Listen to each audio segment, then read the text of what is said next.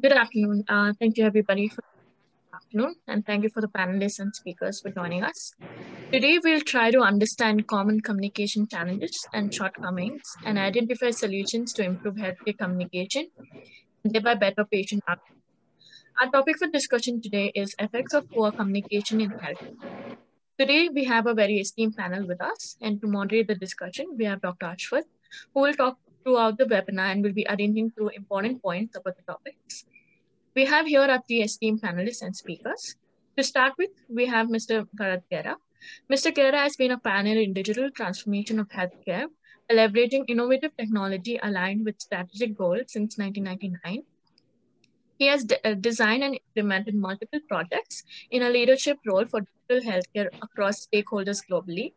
He has over 2 decades of experience in healthcare domain, both in India and USA, covering healthcare providers, healthcare insurance, and pharmaceutical industry. We also have Mr. Pradeep Srikantan with us. Mr. Pradeep comes with over 20 years of progressive management experience in the US, Indian, and other international markets. Mr. Pradeep brings business, operations, and technology perspectives together. He applies strategic thinking in the planning and management of IT systems, specifically in healthcare. He was director at Quinta at IMS, where he conceived and re-engineered products for the pharma and life science market in South Asia. He aided the company's expansion into payer and provider segments. He also supported the company's global foray in technology solutions for healthcare. We have Dr. Subrajyoti Bhaumik. Dr. Bhaumik is a medical graduate from Calcutta University with a gold medal in gynecology and obstetrics. He has completed MD in pharmacology from IPG-MENR, Calcutta, and has over 12 years of experience in the field of clinical research, pharmacovigilance, and medication management in hospitals. He has a certification in clinical research administration and project management from Stanford University, USA, and inpatient safety from Johns Hopkins University, USA. He's an assessor for National Accreditation Board for Hospitals and Healthcare Providers India, assessing hospitals for medication safety and clinical quality standards. Dr. Ashwath, you can take this forward.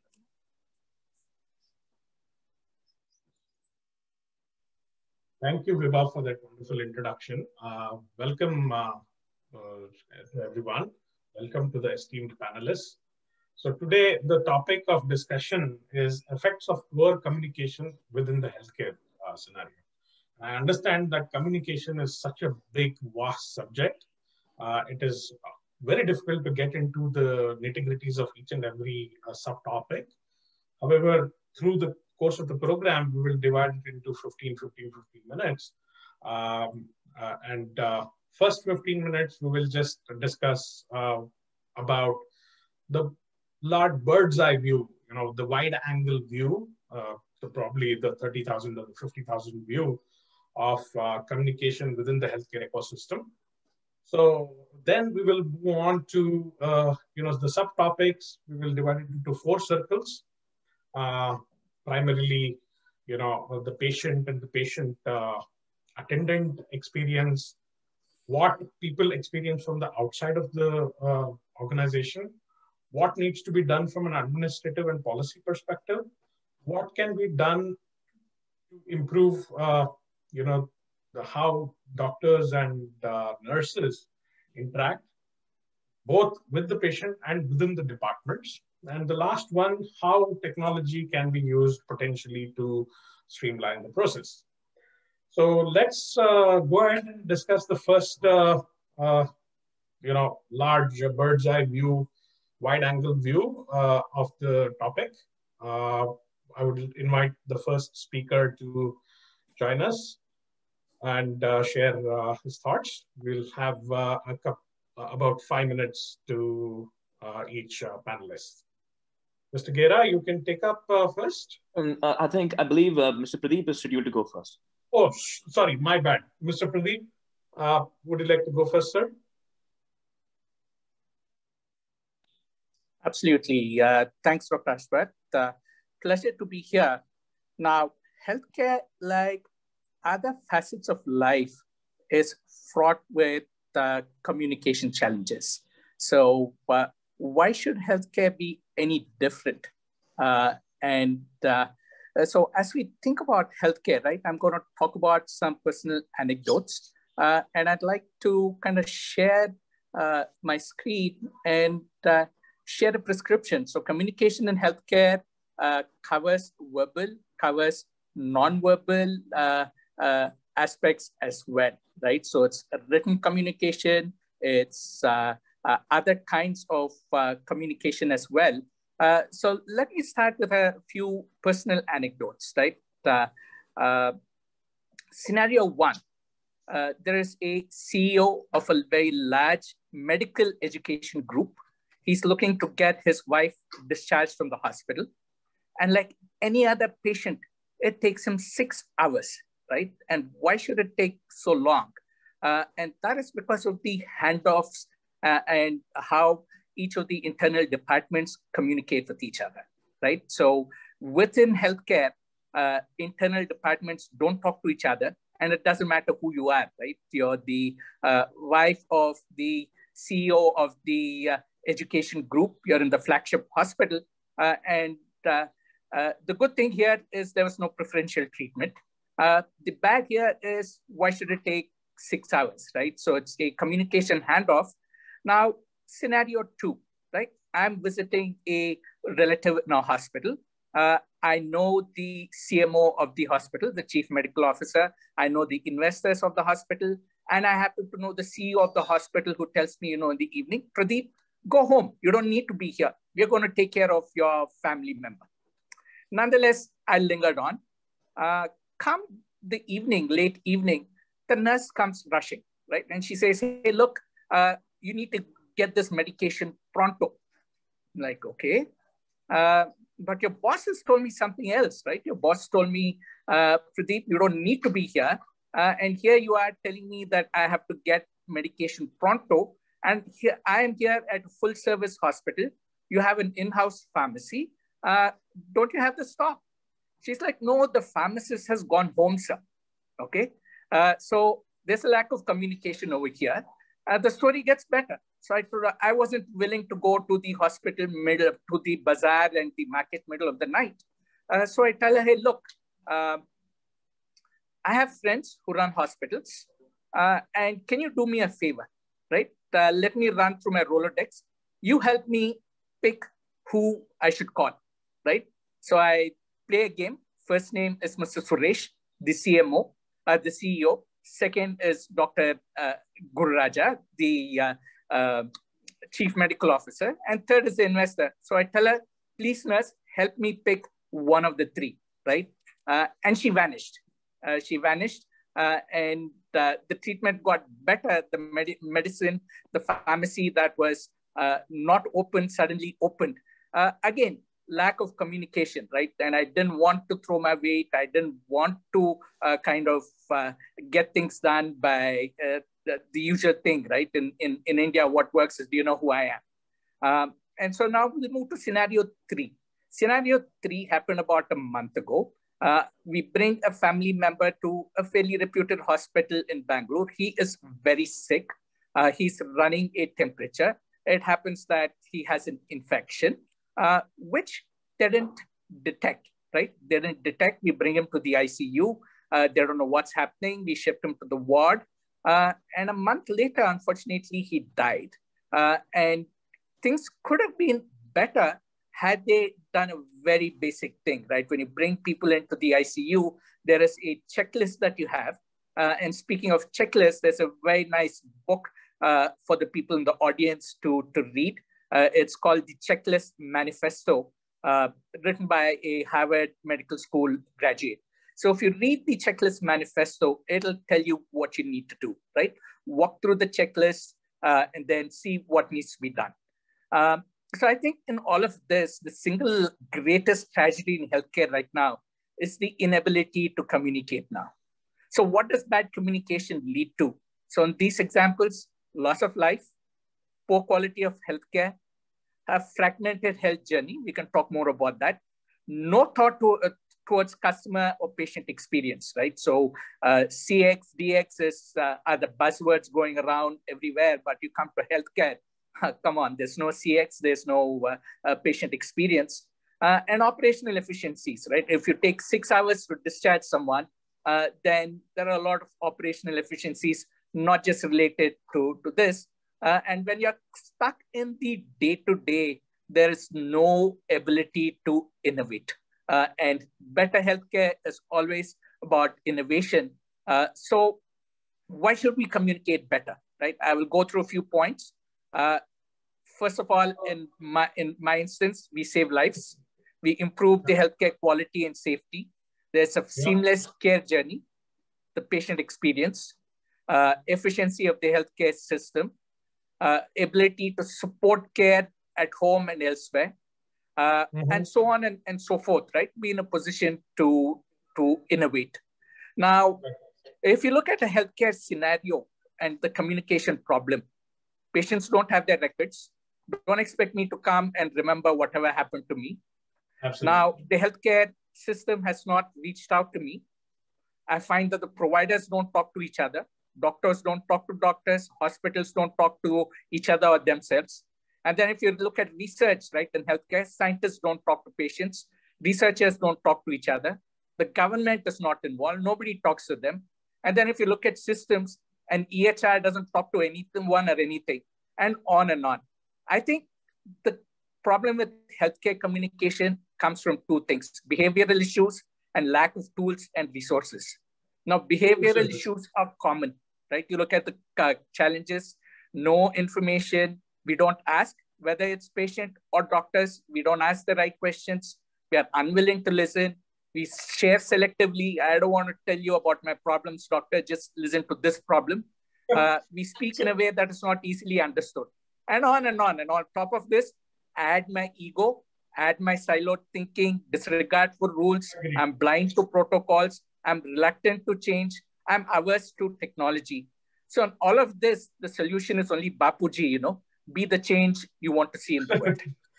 Absolutely. So very well quickly, Pradeep.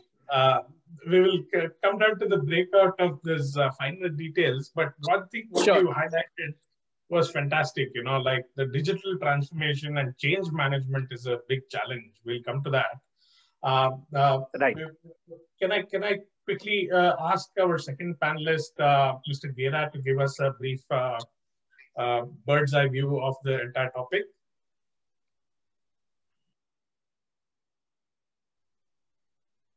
Yeah, sure. I think Pradeep covered it all really. Let me just add a little bit of few points to what he was covering. Yeah, so I love those scenarios, Pradeep, about bringing out the real life stories of what happens. Isn't it exactly that? The one interesting way to, you know, look at what happens in hospitals is to think of it as drama, as a theater. I mean, I don't think it's an accident that you call it an operation theater. Every aspect, you know, when you are in the hospital as a doctor or a patient, it's almost walking into a stage. It's walking on a stage. You're on stage. You're everybody's observing. It's a highly aware situation. And if you look at how hospitals are designed, a lot of thought goes into these stage settings. Think of the consultation room. There's space for the family to sit, and then there's a space, you know, for the patient to be seated, so that the patient can be seated in such a way that the doctor can see the entire patient's profile from top to bottom to be able to observe for clinical signs. You look at the waiting rooms, how they've been designed. You look at the bedside. You know, all those places are like, so just imagine them like you're in a theater and you're seeing people interact with each other. So obviously a lot of the interaction that goes on is communication. It's both, like Pradeep said, verbal and non-verbal communication. There's a lot of body language playing out as well. doctors are, I'm sure we will hear more about this from Dr. Bhaumik going forward. The doctors are trained to do this. They're trained to be excellent communicators. They're trained in bedside manners. They're trained how to start and end an interaction. They actually play out a script very often, if you notice. They are start with an opening line, which is to sort of open up the patient, and then they sort of want to close the interaction and say, okay, I'm done with my diagnosis. Now we can't sit and chat about this any longer because my time is limited. They do this excellently. And the entire team in hospital is trained to do these interactions in a meaningful way. But like Pradeep said, unfortunately, a lot of things go wrong. And a lot of times this communication doesn't happen effectively. So, what happens is that although they're playing a script, a lot of things have to be done ad lib. Let me give you some examples where we tried to, intervene in some of these interactions in a meaningful way. And sometimes it really went berserk, when you try to do, try to improve the communication process. So I'm just going to tell you one incident, and it's a very interesting example. So you would know that when you're in a cardiac hospital, the patient and their family are extremely anxious, especially when the patient has gone in for the procedure. They've gone into the cath lab or they've gone into the start surgery, and the patient's family is waiting outside the operating theater, right? The communication from inside is very infrequent. Maybe at some time somebody from the clinical team will come out and appraise the patient's family. Until then, they're just walking up and down, agitated, totally psyched out, right? What we did there was we intervened with technology. So what we did was we brought in a display system from where the nurses inside the OT could update the status of the patient so that the patient's family outside could actually view the status and know, okay, they're progressing, they be now released to the, the surgery is over, and, we had defined statuses. It was such a loved application that it won the PC Quest Award in 2004, and it continued for many, many years. And every time the application was down, all the hospital and the patients used to complain about it. One time, what happened was that one of the patients who was inside passed away. And the status outside showed that his surgery is completed, but there was no other further update for it. That created a big problem. So what I was trying to say is, even though people in the hospitals try to communicate as much as they can, they try to use technology, it's a play without a very properly, fully written script because of the nature of the interaction. Nature of the job. Yeah, so you have to ad lib, and that ad lib is really, really difficult to do. And it's like many emotions are flying. People are absolutely. Yeah. So I just wanted to bring this angle out, and I think I'll stop at that. Yeah. No, sorry to interrupt, but I can totally relate to that. While working at the trauma center, yeah, a lot of accidents, entire right side is head to toe. We are trying to fix things in the inside under of stress, and we can also understand and correlate to what kind of stress the attendees have. I think one of the key points here to remember is training of the internal staff so that more of empathy is involved in the communication. Absolutely. Having said that, let's switch gears back and move to Dr. Bhaumik and listen to his thoughts on the bird's eye view of the matter. Thank you, Dr. Ashwath, and I begin my disclaimer with a disclaimer that definitely today a minority in this communication discussion because I'm going to give a different aspect. And when I say the effects of poor communication in healthcare, ladies and gentlemen, healthcare is not only hospitals. So just widen your horizons. Healthcare is also about pharmaceutical industry. Healthcare is also diagnostics. Healthcare is also the different laboratories which are there. So the mindset which generally comes to our mind is hospitals, and everything which happens in hospitals is a drama. And I wish it was a drama. I mean, if we could go to National School of Drama and get trained there, that would have really made our lives very easy. But unfortunately, let me tell you that it's not the other way around. It's actually the other way around. To Mr. Gera's biggest astonishment, let me bring out this perspective that when we go to medical schools, what we are taught as the doctors or nurses, or I would say definitely doctors and nurses, is that saving lives is more important than communicating, which is changes over a period of time as we go and start working in the Fortises and Peerless hospitals of the country, because there we cater to a different section of the society. Well, so India is a country of a lot of diversity. In a country which has 1.3 billion people, where 70% of the people still don't have access to primary health care, I think we really have to look at a granular level of what communication means to us. I have a different angle on all this. I mean, we also have to ensure that the communication happens in a two-way proper manner. Number one is definitely the main stakeholders are the doctors. So I would definitely say that they are not trained. None of the medical schools in India have a training in medical communications, in patient rights, patient's responsibilities, or how, bedside manners. Yes, Mr. Gera did mention about bedside manners, but that's more to do with how you pass an exams, and these are existing since the last 18th century when the British ruled us, because we have imbibed exactly the British medical system of how we pass the exams.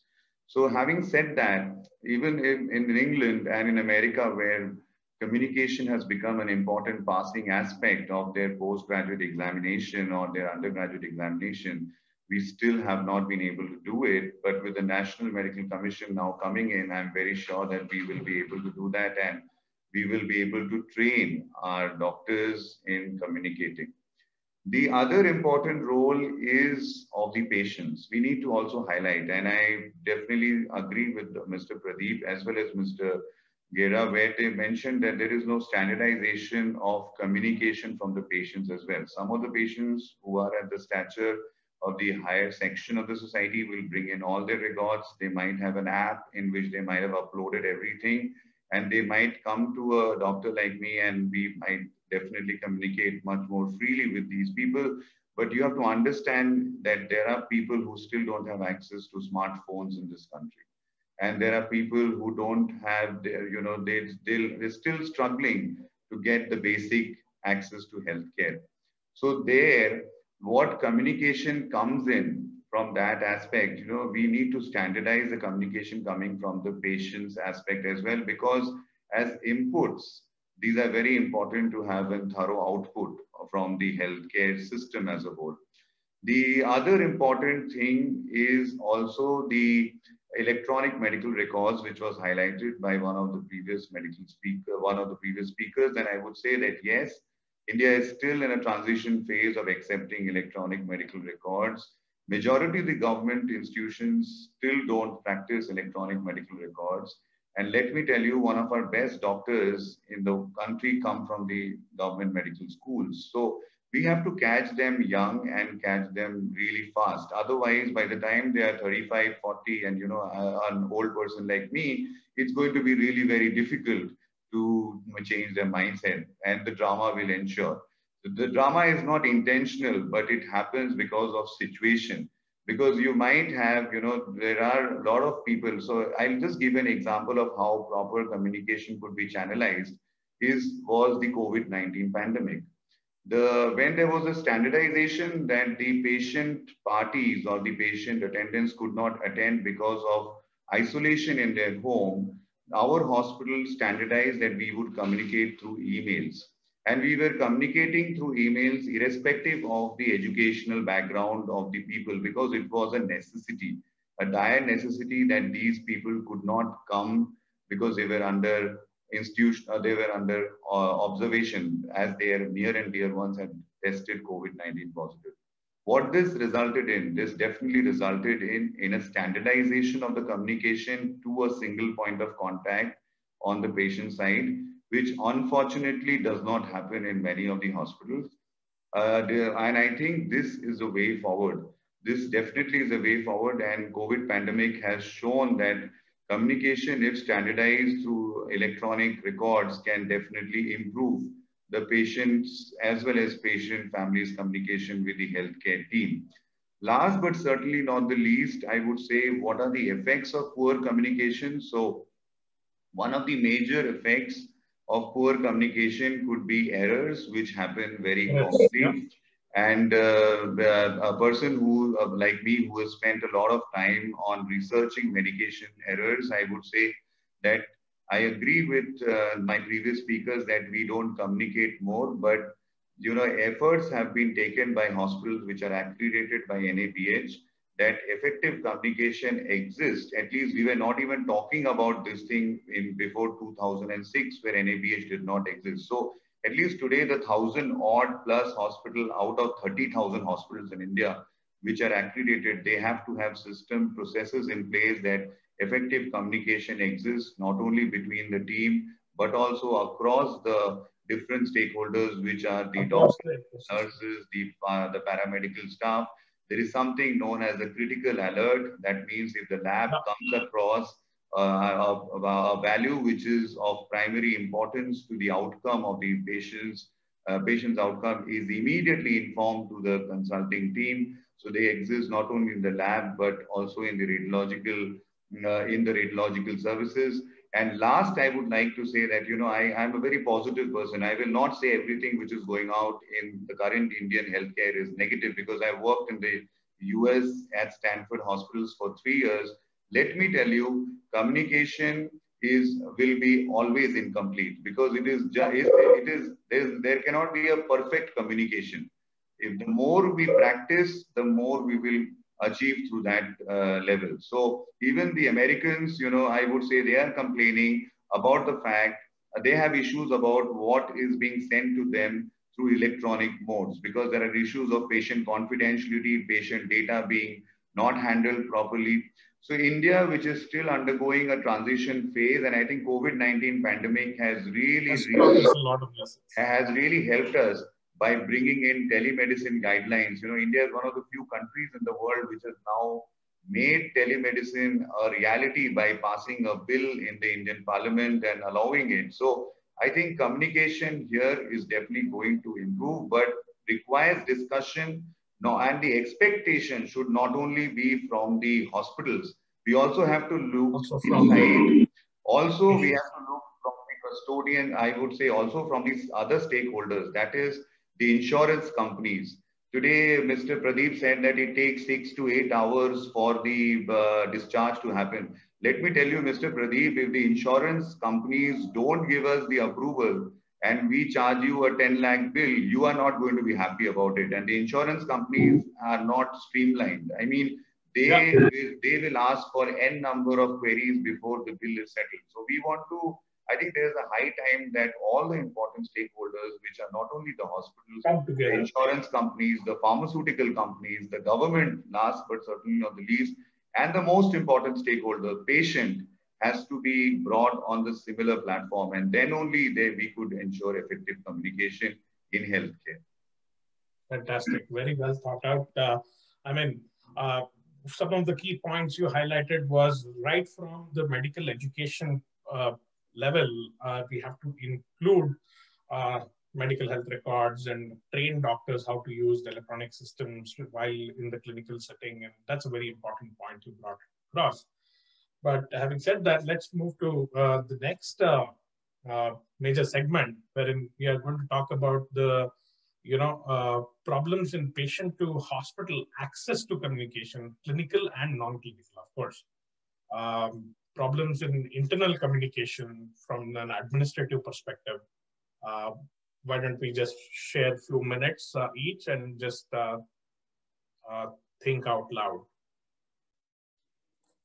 Right. Yeah, I think the doctor had it very correctly, right?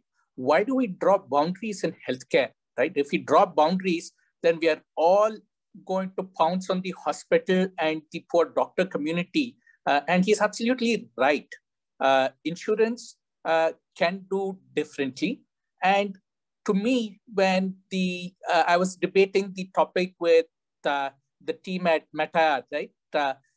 Why the patient is also part of that internal communication. The patient is not outside the communication loop.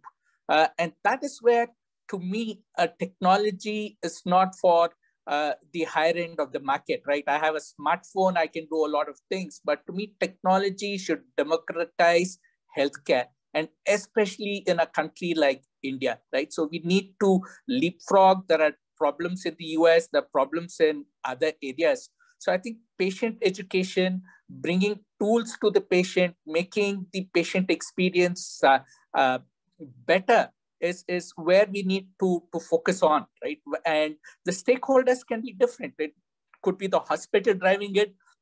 It could be the insurance driving it. It could be government driving it. For instance, if I go to a hospital, I go to a doctor, I'm told to take a certain medication. If they forget to tell me, or I forget to note down the dosage, is it before food, after food, etc., I'm hesitant to call back. So it's a cultural thing, right? I'm hesitant to call back. So I need to take my health into my own hands. I think that's the first thing we all need to understand, right? It's not the doctor, it's not everyone else. I need to take health into my own hands.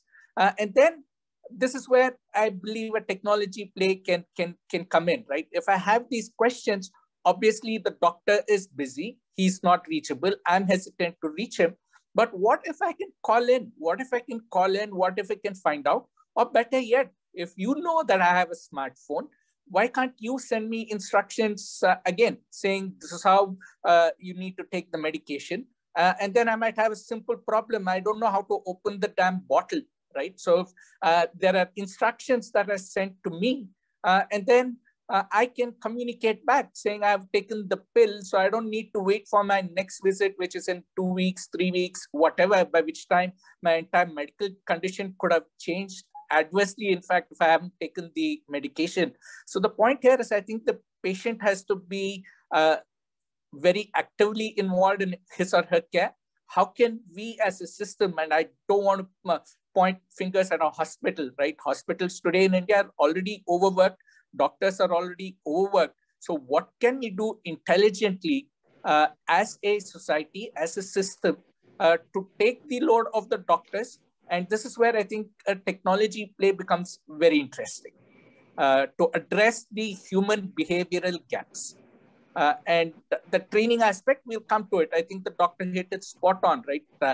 Doctors need to be trained in communication, just like anyone else. I went to a school where I studied engineering, and we had a course that we created saying professional communication for technologists, right? Simple things. How do I talk to a patient? How do I talk to a patient who's emotionally disturbed, right? So I can't wow him with all my technical lingo, etc., right? You have a tummy ache, you have a heartburn, you're not suffering a heart attack, etc. So maybe at some point we need to revisit one of my favorite scenes from the Three Idiots movie, right? So the engineer is asked to describe a machine, and then he gives a very, very simple definition. Professor doesn't like it, but that's how it is in a lot of the world, right? Including medicine. So I'll stop here for now. Thank you, Pradeep. That's a fantastic, thought you brought in. Because if I recollect me growing up, I come from a medical doctor's family. And I keep saying that genetically my handwriting is bad.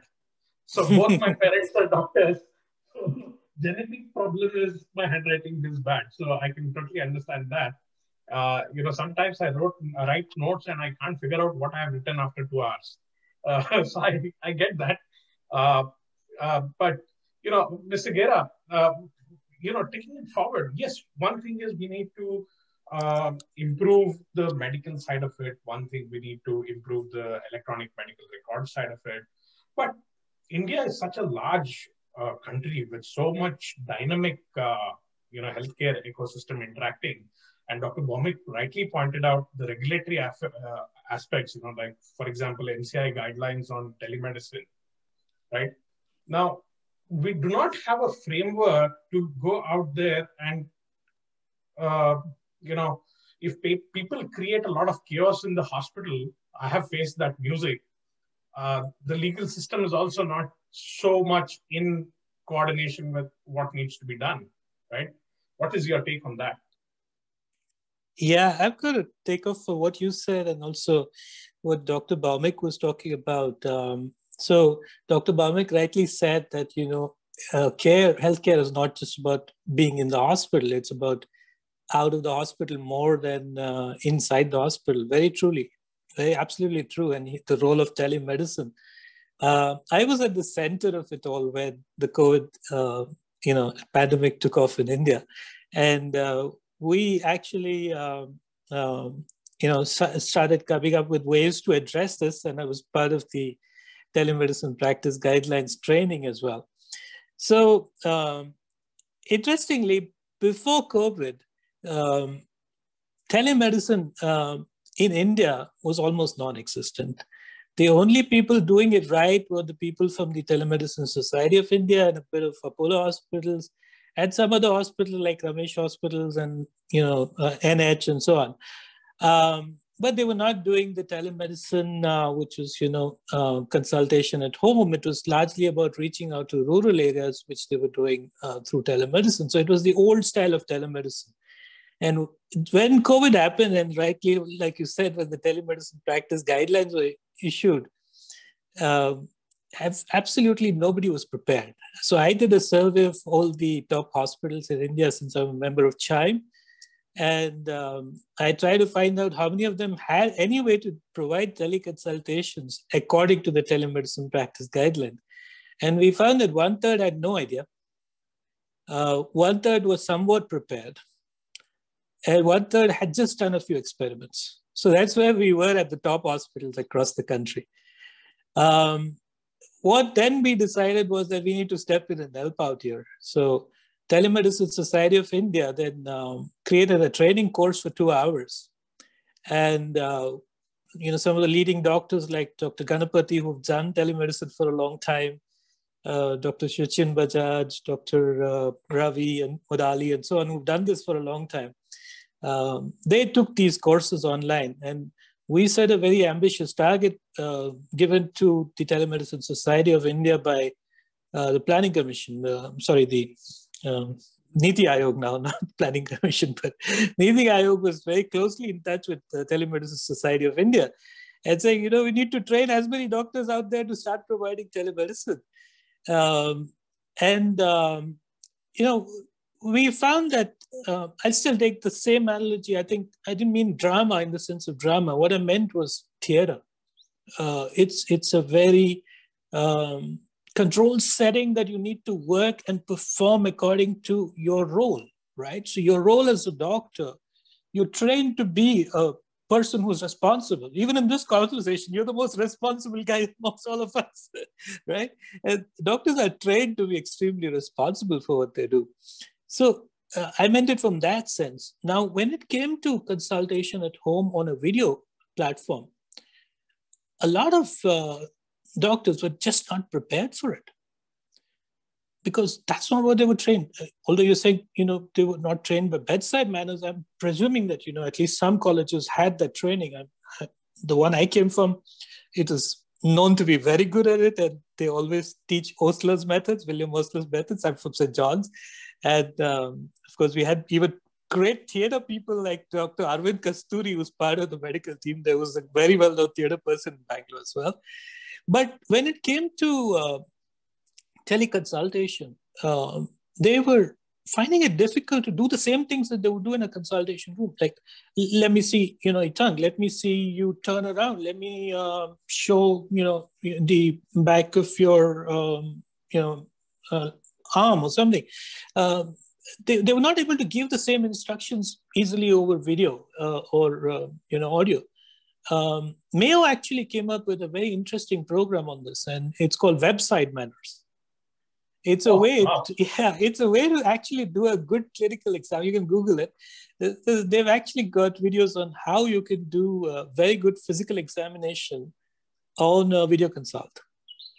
That's an interesting point. Yeah.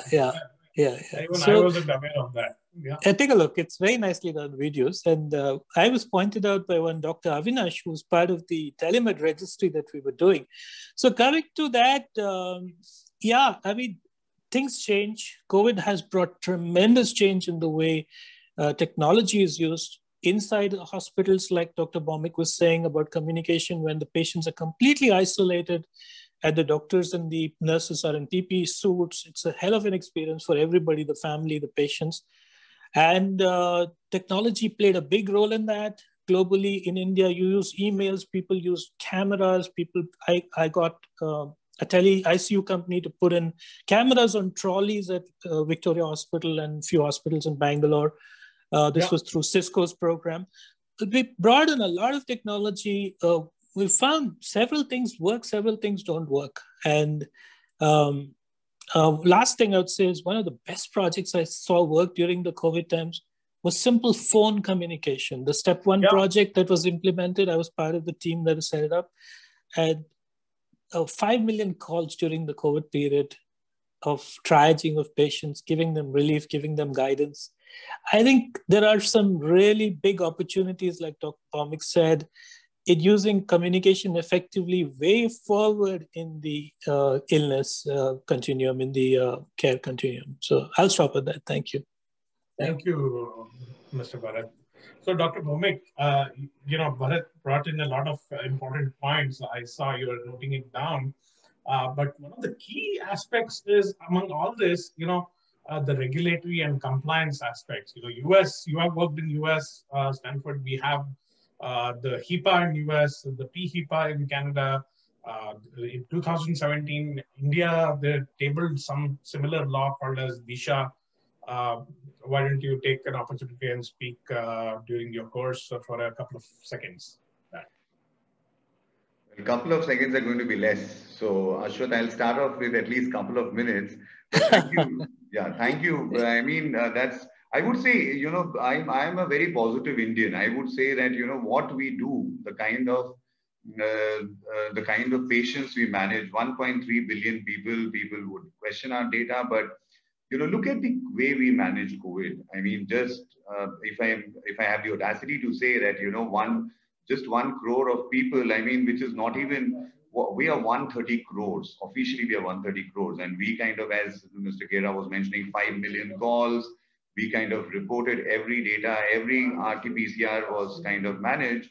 Regulations do play a very important role. And let me, being an NABH assessor, walk you through to this NABH hospitals, which are also kind of ushering in the change in communication in healthcare, which is happening. So consenting, let me tell you my experience of consenting when I graduated like a few decades back. So our consenting, which we were taught in the surgery department, was get this paper signed. Isko sign kara do.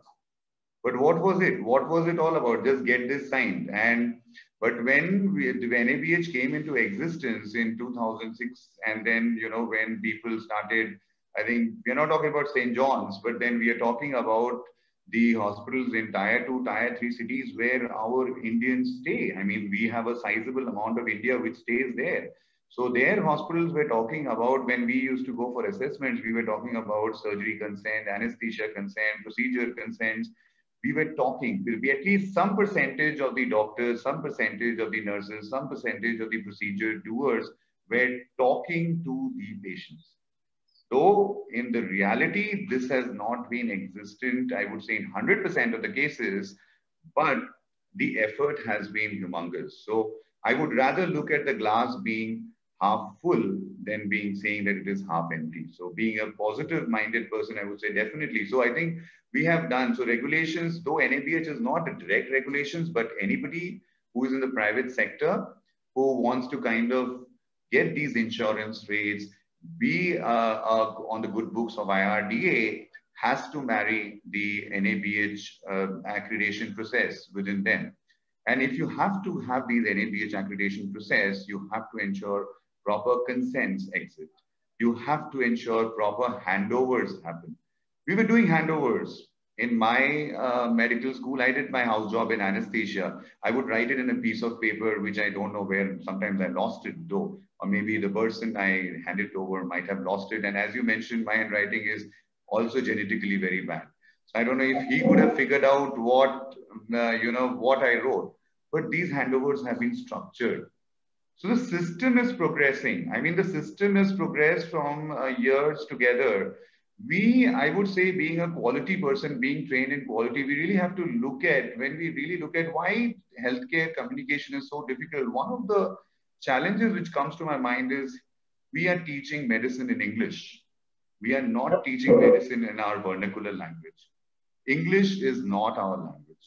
Let me tell you, 200 years, this has been ingrained into our genes that if we don't speak English, if we don't accept English, then we cannot be a quote-unquote high-end Indian. But had we been speaking our books in anatomy, our books in medicine, our books in cardiology, being in our own language, then we would have communicated better. And trust me, we would have done it in a much better way. But that is for the larger audience to believe that if they could do it, and maybe for these software companies, if they could come up with some kind of tools in vernacular languages, and that is the reason we as assessors want the patient information booklets, the patient leaflets to be in the vernacular language. Because the doctors find it very difficult. I find it very difficult to make you understand CABG, coronary artery bypass grafting. I don't find another word for grafting. How do I make you understand that I would graft your saphenous vein into your artery? How do I change it? I can only change it if I am a good communicator in Bengali, because I'm a Bengali. So if I know that language really well, I can do it. But we think in one language, but we are supposed to express it in another language, because over the period of time in our medical schools, we are made to write a foreign language. And that is one of the biggest issue. Till the time that is solved, probably it will never be solved in this country.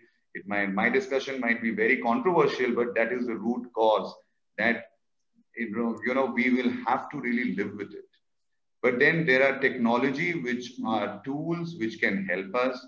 Let these technological tools be vernacular, which reaches out the entire spectrum. And to last, I would say regulations do play an important role. Unfortunately, we don't have anything like HIPAA. And you correctly mentioned that there's something which is tabled in the current parliament, the data protection bill of the Indian government.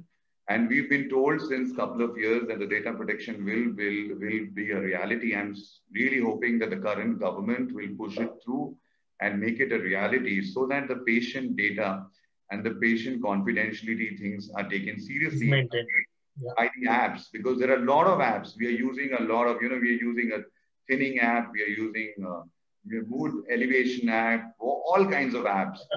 We're putting in all kinds of data on our smartphones. What is happening with it?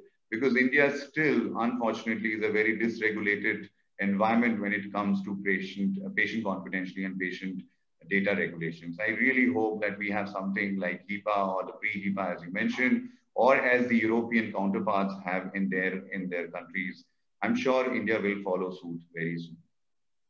Two important points, Dr. Bhaumik, I really agree with you, is the vernacular language part of it, and that majority of the healthcare is delivered in Tier 2 and Tier 3 cities, and that's where we need to focus.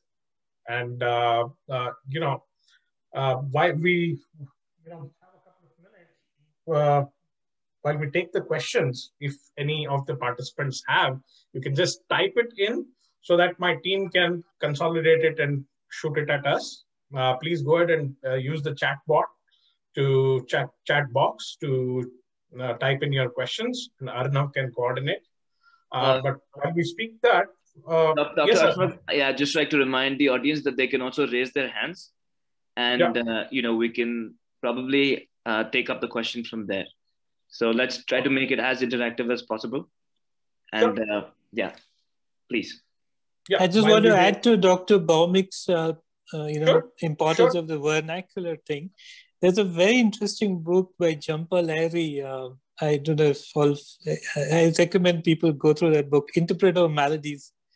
It's a book where she tells a story of how there's a one Mr. Kapasi who's basically there to interpret, because there's a language difference between the doctor and the patient, and his job is just to do the interpretation into the patient's language. And this person has come from abroad, and is observing this interaction and realizes the importance of it. It's a nice story. It's a short story, Interpreter of Maladies by Jhampa Lahiri. Right, and in fact, I have kind of heard a case study of something like that in action. In fact, a technology company wanted to equip the doctors with smart devices, etc. And that's where you see the limitations, right? In India, your Alexa, your Siri, and none of that will work, right? So what they did, and the company was smart, and I'm told it is being used at AIIMS and some of the large hospitals. They found that this is India. We do have a lot of people over here, 1.3 billion, right? So they saw an employment opportunity. So they have actually equipped a assistant with a device. So it does a whole bunch of things, right? It frees up the doctor now to completely concentrate on the patients, because you look at EMRs, doctors hate EMRs, right? Should they see the patient, or should they sit there and type on a keyboard and occasionally glance at the patient? So remove the whole EMR, right? And you can't have a voice assistant, especially when you want to deal in the vernacular in India. So what this company has done, to your point, Bharat, they have actually sent a assistant to sit there with the doctor, and an assistant who is then multilingual, right? Who understands. So if it's in Delhi, you've got to be multilingual. You're in Bangalore, you've got to be multilingual. So people are merging. And to your point, Dr. Bhaumik, this is India. Innovation happens. So people are merging technology with one of our other strengths, which is people, right? Bring in people, bring in technology, and end of the day, solve the problem. I want to add here, if I'm allowed a point, Go ahead, sir. Yeah. Go ahead. So Mr. Pradeep, you pointed out a very, very important thing, vernacularization. And I am a, consultant to one of the IT companies based out of Calcutta. And these guys have come up with a voice-enabled EMR. So when the doctor is saying tablet paracetamol, so it gets directly script. So when this guy came to me, so I said, what is unique in you? We still have to type, and we hate it. We really hate it. Our doctors hate it, because I asked many of the senior people that why they want to why do they hate it? So the reason is absolutely what Mr. Gera said as well. And you are also echoing the fact. In our basic medicine maneuvers, we are always told to look at the patient. We are told to look into the eyes because patients also don't like a doctor who's always writing onto the computers and scribbling on the computers. They would have gone to an IT professional to get their appointment, I would say. So they will not come and do it. So this particular company, Torit Innovations, and they're literally innovative. They showed me when the person speaks in Bengali, it gets converted onto the script into, the chief complaints. And when the doctor is saying, please start tablet paracetamol, 650 milligrams thrice daily, and it gets directly transcribed onto the script as well. This is something very unique. I mean, voice-enabled artificial intelligence solutions. This is going to be the way forward, because this is going to make our lives easy. The other important thing is what you clearly mentioned, and I completely agree with you. We need doctors to only concentrate on the clinical work. So physician assistants, and I would take the example of Narayana Hrudayalaya here. Physician assistant programs have to be made mandatory. Physician assistants have to come in, which work very commonly in the United States. Their main job is to look into the entire clinical data. Their main job is to initially counsel, talk to the patient, and get the main, the main chief complaints out. And the doctor probably just comes in for 15, 20 minutes, or maybe 5, 10 minutes, and then just directs the plan of action. So I think the physician assistant program, the nursing assistant, the government of India, the National Skill Development Council has also started these kind of courses. And I really congratulate the government of India, especially the current government, which has taken a remarkable role in understanding the reality that, you know, if we really train good people in India, they don't stay back. I'm not going to really get into the details why they don't stay back, but to make these people who are supporting us, the nursing assistant, the physician assistant, this is going to be reality, which has to be complemented with smart technologies. People, you know, like these voice-enabled EMRs, which are going to make life easy, and they need to talk. I mean, they need to talk to each other so that one EMR, which is present in Peerless Hospital, Calcutta, can talk to the PMR, which is present in Narayana and Bangalore. I think that is the way forward. In fact, right. And I think that's where NDHM is coming, right, with all the standards. So there are things that are coming, and I agree with you, right? The current government has addressed a lot of these points. So I can go to Fortis, have a doctor look at my leg, and the next thing I can go to another hospital if I am not satisfied, and with an OTP, he should be able to pull it up. And this is not sci-fi. This is something that is around the corner. And thanks to the government's active role in all of this. So a combination of brick and mortar and digital, something like a Bridgital, which one of the panelists used the word in one of the previous meetings. I think I like it. You know, the way the real world and the digital world interact with each other. That's where we are heading towards. And if I may take one question, I think Manoj here has a question. To make the communication seamless, are there any efforts in care delivery sector in the country to evolve with an ecosystem model that is patient-centric? Is that going to be the next transition of telemedicine? I think Bharat can answer this because he is working on the patient-centric platform. I think Pradeep was mentioning, and Dr. Bhaumik is also mentioning. So the NDHM is really going to give the digital public goods infrastructure for this kind of a coordination or communication to happen between the healthcare ecosystem. Beyond that, it requires a little bit more than what the data interoperability can bring, which is the sharing of trust. And that's where I see a bigger challenge. Like Dr. Bhaumik was speaking about, you know, the exchange of data between Peerless and Narayana, or Pradeep was speaking about the data when he goes to Fortis and another place for his foot thing. A lot of times, you know, the examples given, I do not sort of go with some of those examples because they're kind of saying you don't trust X, so you go to Y. I think we should be in a better atmosphere where we should be able to say that I can go to X or Y and still be treated well enough. Yep. And they should all trust each other. You know, all the providers should trust each other's data, and they should also be willing to take the responsibility like they would take in their own hospital. Across the ecosystem, they should be able to take the responsibility for my health. And I think that's going to happen with the building blocks of NDHM. And that's where my efforts also are. That's where I'm working on. You're stepping towards there one step at a time. Yeah. Dr. Ashwath, at this point, there's also another question from the audience. Sure, go ahead, take it. Mr. Agarwal had raised his hand. I don't know if he's still on the call. Are you there, sir? Because I think he lowered his hand. Okay, never mind. So, okay. Yeah. I think we have hit the 4 o'clock time spot. We are 2 minutes beyond the schedule. Any last few comments, gentlemen, before we close? No, absolutely, Pradeep here. See, the whole point of communication, right, is so that patients know, K-N-O-W, their doctor, and doctors really know their patients and each other. So the responsibility exists on both sides. Like Dr. Bhaumik had said earlier, right? This is two-way communication. I can't go tell him that I have a problem here and then hide at the facts because my ego is coming in the way, right? So the responsibility exists, and that is where the physician's assistant also makes sense, right? Because then in vernacular, we can break some of the cultural barriers, and then doctors know each other.